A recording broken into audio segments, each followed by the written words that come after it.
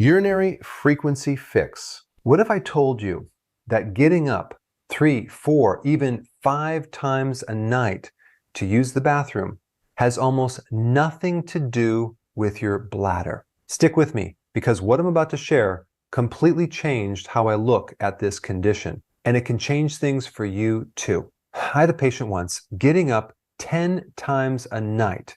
10. He was exhausted, frustrated, and nobody could give him a real answer. And here's the thing, this condition, waking up at night to urinate, it's called nocturia, and it affects men and women equally. But what most people don't realize is this urinary frequency is not a bladder problem. The bladder is just the messenger. Something else, something deeper is driving it.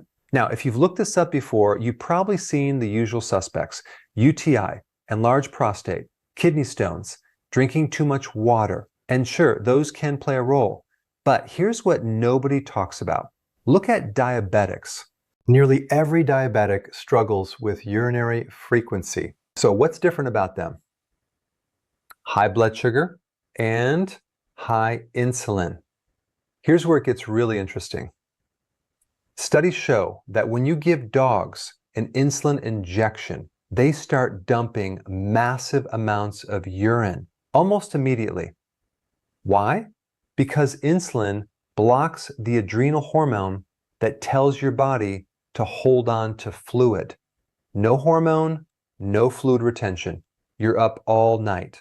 And on top of that, high insulin levels are found in nearly every case of overactive bladder syndrome. Yet, when's the last time a doctor tested your insulin levels? Probably never. They check blood sugar, but fasting insulin, almost never. So the real question becomes, what's causing your insulin to spike at night? The answer is going to surprise you with how simple it is. Snacking.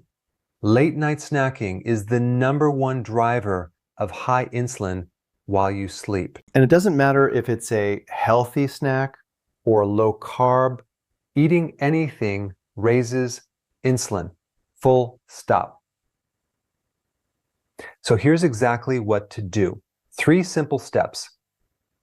Step 1, stop eating after 6:30 p.m.